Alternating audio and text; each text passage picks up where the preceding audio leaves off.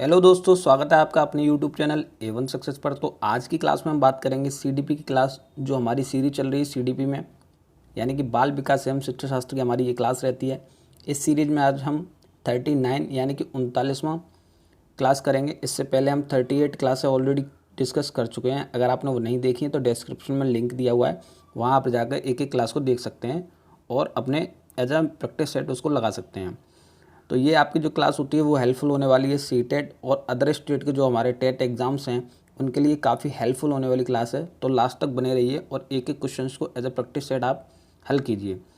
आपके यहाँ क्वेश्चन पूछे गए हैं, प्रीवियस ईयर क्वेश्चंस जो पूछे गए हैं उन्हीं के ऊपर ये बेस्ड क्लास है। तो आप लास्ट तक देखिए, ये हमारी ऑल टीचिंग एग्ज़ाम्स के लिए काफ़ी हेल्पफुल होने वाली क्लास है। तो चलिए बढ़ते हैं पहले क्वेश्चन की तरफ। पहला क्वेश्चन क्या है? पहला क्वेश्चन है कि भारतीय संविधान के अनुच्छेद 41 व 46 निम्न में से किसके कल्याण से संबंधित हैं?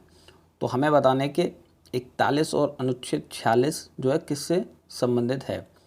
ऑप्शन ए है आर्थिक रूप से पिछड़े व्यक्तियों से, ऑप्शन बी है विकलांग व्यक्तियों से, ऑप्शन सी है धार्मिक रूप से पिछड़े व्यक्तियों से और ऑप्शन डी है क्षेत्रीय रूप से पिछड़े व्यक्तियों से।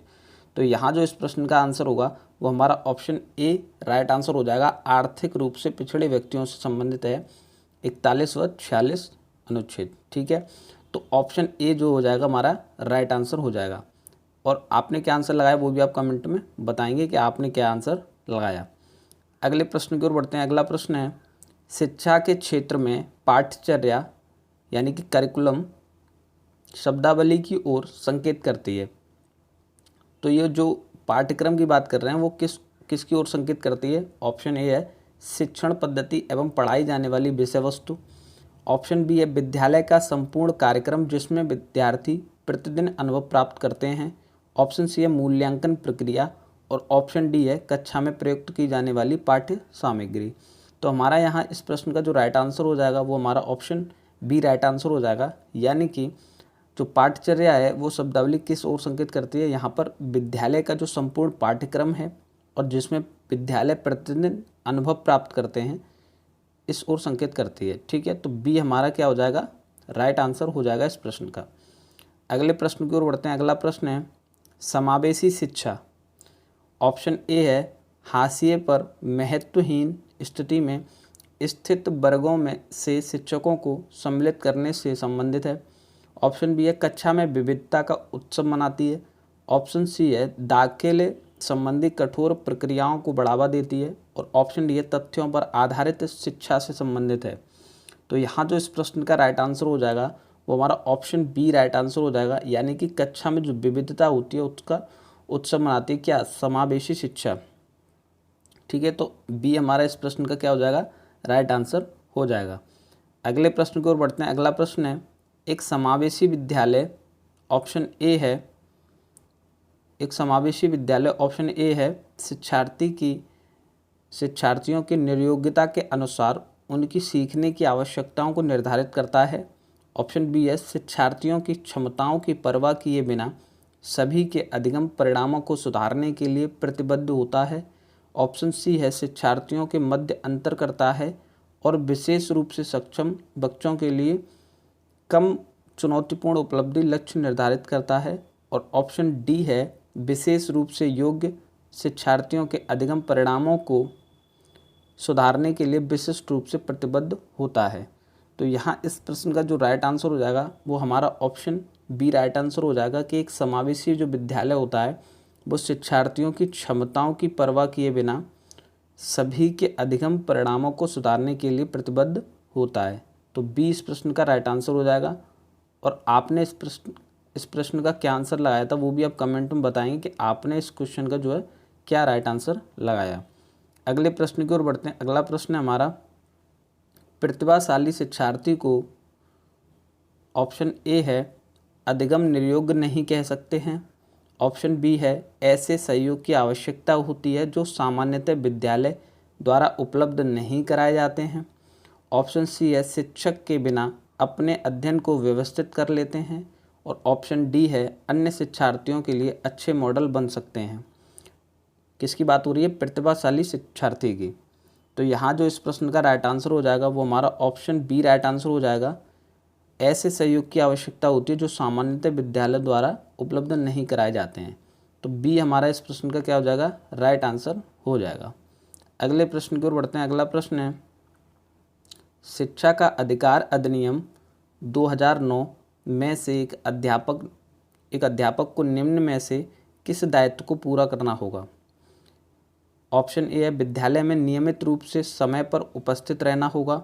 ऑप्शन बी है पाठ्यक्रम का संचालन पूरा करना होगा। ऑप्शन सी है संपूर्ण पाठ्यक्रम को निर्धारित समय पर पूरा करना होगा। और ऑप्शन डी है उपयुक्त सभी। तो यहाँ इस प्रश्न का जो राइट आंसर हो जाएगा वो हमारा ऑप्शन डी हो जाएगा, यानी कि उपयुक्त सभी इस प्रश्न का सही उत्तर हो जाएगा, क्योंकि ऑप्शन ए भी सही है, बी और सी तीनों ही सही हैं।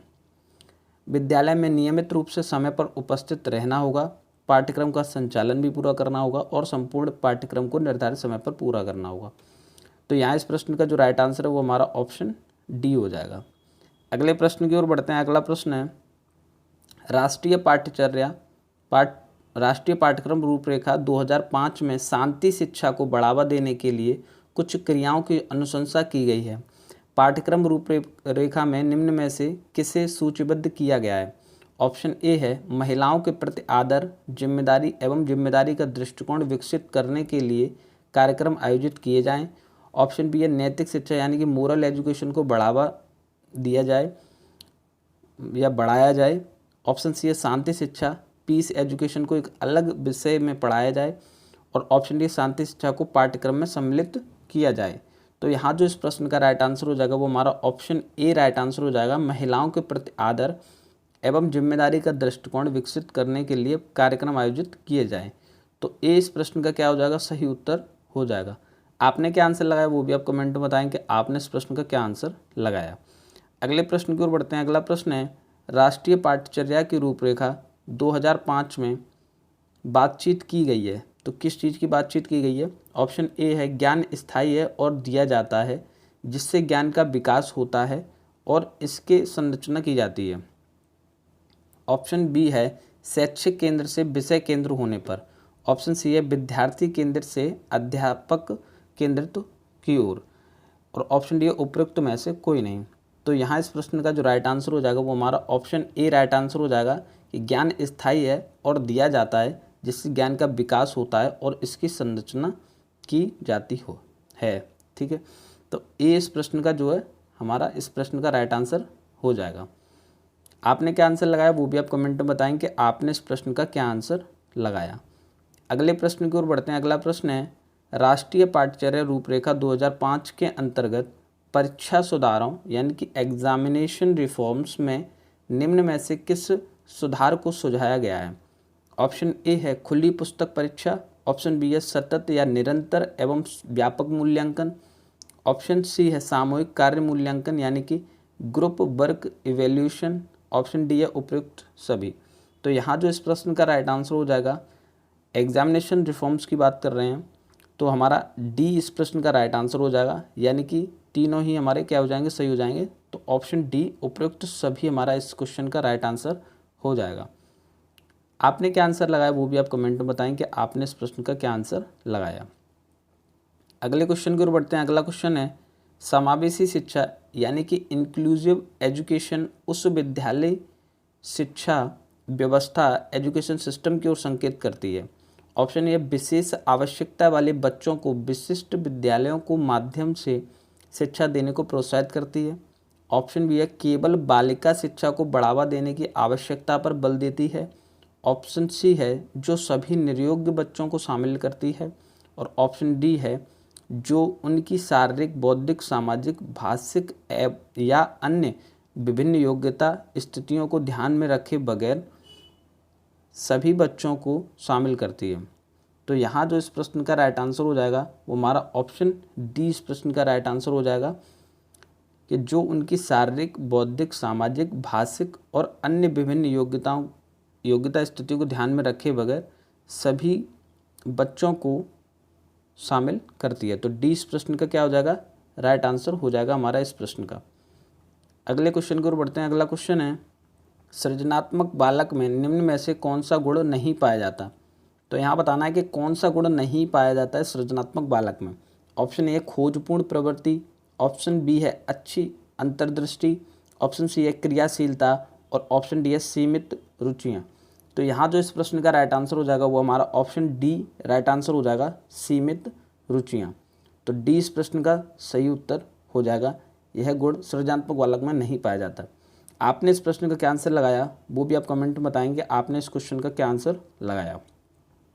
अगले प्रश्न की ओर बढ़ते हैं। अगला प्रश्न है, निःशुल्क एवं अनिवार्य शिक्षा का अधिकार 2009 में अनिवार्य शब्द का अर्थ है। ऑप्शन ए है केंद्र सरकार दाखिले, उपस्थिति और प्रारंभिक शिक्षा की पूर्णता को सुनिश्चित करेगी। ऑप्शन बी है उचित सरकार दाखिले, उपस्थिति और प्रारंभिक शिक्षा की पूर्णता सुनिश्चित करेगी।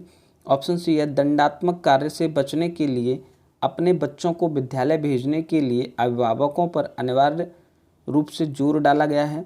और ऑप्शन डी है अनिवार्य शिक्षा सतत परीक्षण के माध्यम से प्रदान की जाती है।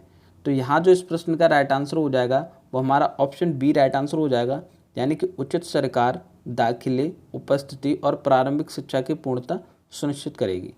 तो बी इस प्रश्न का क्या हो जाएगा, सही उत्तर हो जाएगा। अगले क्वेश्चन की ओर बढ़ते हैं। अगला क्वेश्चन है हमारा कि शिक्षा का अधिकार अधिनियम 2009 के क्रियान्वयन के बाद कक्षा कक्ष, ऑप्शन ए है अप्रभावित हैं क्योंकि शिक्षा का अधिकार विद्यालय में कक्षा की औसत आयु को प्रभावित नहीं करता। ऑप्शन बी है लिंग के अनुसार समझाती है। ऑप्शन सी है लिंग के अनुसार अधिक समझाती है और ऑप्शन डी है आयु के अनुसार अधिक विषम जाती है। तो यहाँ जो इस प्रश्न का राइट आंसर हो जाएगा वो हमारा ऑप्शन सी हो जाएगा, लिंग के अनुसार अधिक समझाती है। तो सी इस प्रश्न का क्या हो जाएगा, राइट आंसर हो जाएगा। आपने क्या आंसर लगाया वो भी आप कमेंट में बताएं कि आपने इस प्रश्न का क्या आंसर लगाया। अगले क्वेश्चन की ओर बढ़ते हैं। अगला क्वेश्चन है, एक समावेशी विद्यालय के अतिरिक्त निम्नलिखित सभी प्रश्नों पर मनन करता है। तो किसके अतिरिक्त, इन ऑप्शंस में से किसके अतिरिक्त सभी प्रश्नों पर मनन करता है एक समावेशी विद्यालय? ऑप्शन ए है क्या हम यह विश्वास करते हैं कि सभी शिक्षार्थी सीख सकते हैं। ऑप्शन बी है क्या हम अधिगम योग्य परिवेश की योजना बनाने और उसे प्रदान करने के लिए समूह में कार्य करते हैं।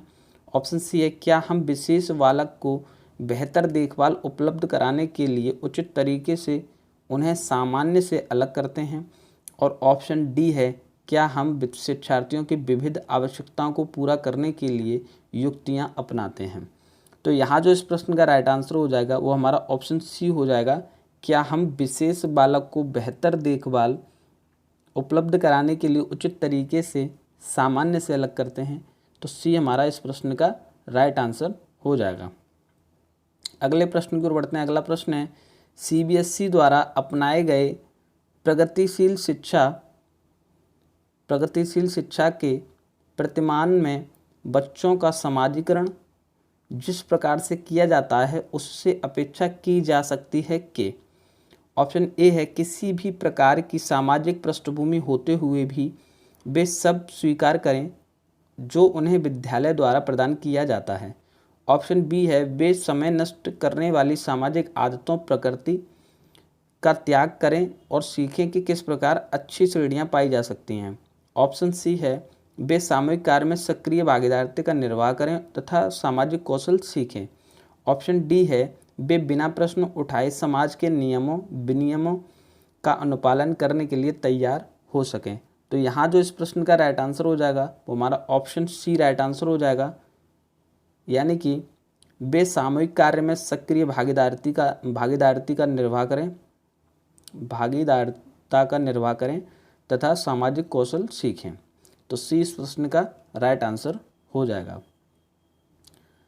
अगले प्रश्न की ओर बढ़ते हैं। अगला प्रश्न है, भाषा अवबोधन से संबंध विकार है। तो भाषा अवबोधन से कौन सा संबंध है, कौन सा विकार है संबंधित?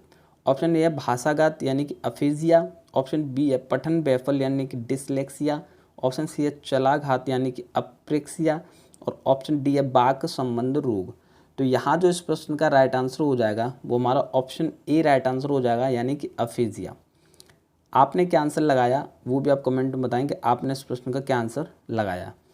अगले क्वेश्चन की ओर बढ़ते हैं। अगला क्वेश्चन है, निम्नलिखित में से कौन सी सर्वाधिक प्रभावकारी विधि हो सकती है जो आपकी इस अपेक्षा की को पूरी कर सके कि वंचित विद्यार्थी अपनी भागीदारिता द्वारा सफल हो सकें। ऑप्शन ए है इस बात पर बल देना कि आपकी उनसे उच्च अपेक्षाएं हैं। ऑप्शन बी है आप उनकी सफलता हेतु उनकी क्षमता में विश्वास को अभिव्यक्त करें।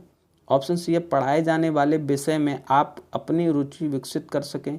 और ऑप्शन डी है अपने लक्ष्य को महसूस करने के लिए बच्चों की अन्य बच्चों से प्राय तुलना करते रहना। तो यहाँ जो इस प्रश्न का राइट आंसर हो जाएगा वो हमारा ऑप्शन बी राइट आंसर हो जाएगा, यानी कि आप उनकी सफलता हेतु उनकी क्षमता में विश्वास को अभिव्यक्त करें। तो बी इस प्रश्न का क्या हो जाएगा, राइट आंसर हो जाएगा। अगले प्रश्न की ओर बढ़ते हैं। अगला प्रश्न है निम्नलिखित में से कौन सा विकासात्मक विकार का उदाहरण नहीं है। तो यहाँ पर बताना है कौन सा विकासात्मक विकार का उदाहरण नहीं है। ऑप्शन ए है न्यून अवधान सक्रिय विकार। ऑप्शन बी है आत्म विमोह। ऑप्शन सी है प्रमस्तिष्क घात। और ऑप्शन डी है पर अभिघातक तनाव। तो यहाँ इस प्रश्न का जो राइट आंसर हो जाएगा वो हमारा ऑप्शन डी राइट आंसर हो जाएगा, पर अभिघातक तनाव। आपने क्या आंसर लगाया वो भी आप कमेंट में बताएंगे आपने इस प्रश्न का क्या आंसर लगाया।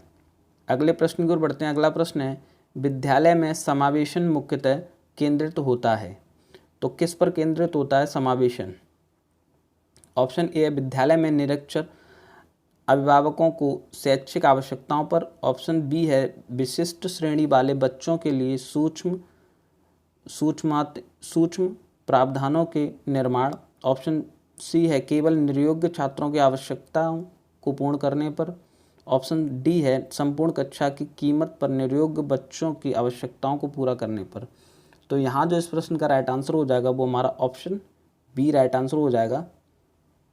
ठीक है, आपने क्या आंसर लगाया वो भी आप कमेंट में बताएंगे आपने इस प्रश्न का क्या आंसर लगाया। अगले प्रश्न की ओर बढ़ते हैं। अगला प्रश्न है निम्नलिखित में से समस्या समाधान को क्या बाधित नहीं करता। तो इनमें से कौन सा है जो समस्या समाधान को बाधित नहीं करता है। ऑप्शन ए है निर्धारण। ऑप्शन बी है अंतर्दृष्टि। ऑप्शन सी है मानसिक प्रारूपता। और ऑप्शन डी है मोर्चाबंदी। तो यहाँ जो इस प्रश्न का राइट आंसर हो जाएगा वो हमारा ऑप्शन बी राइट आंसर हो जाएगा, यानी कि अंतर्दृष्टि जो है समस्या समाधान को बाधित नहीं करता है। आपने इस प्रश्न का क्या आंसर लगाया वो भी आप कमेंट में बताएं कि आपने इस प्रश्न का क्या आंसर लगाया। तो ये थी आज की हमारी क्लास जिसमें हमने कुछ क्वेश्चंस देखे और आपने उन्हें एज अ मॉक टेस्ट यानी कि एज अ प्रैक्टिस सेट किया होगा। तो आपने जो स्कोर किया यानी कि आउट ऑफ 20 में से आपके कितने स्कोर रहा वो आप कमेंट में ज़रूर बताएं कि आपने 20 में से कितना स्कोर किया। और वीडियो अगर आपको अच्छी लगी तो वीडियो को लाइक अवश्य करें और शेयर करें आप उन सभी दोस्तों को जो आपका सीटेट और अदर स्टेट के जो भी टेट एग्ज़ाम उनकी प्रिपरेशन कर रहे हैं। तो मिलते हैं नेक्स्ट वीडियो में कुछ नए क्वेश्चंस के साथ। तब तक के लिए धन्यवाद।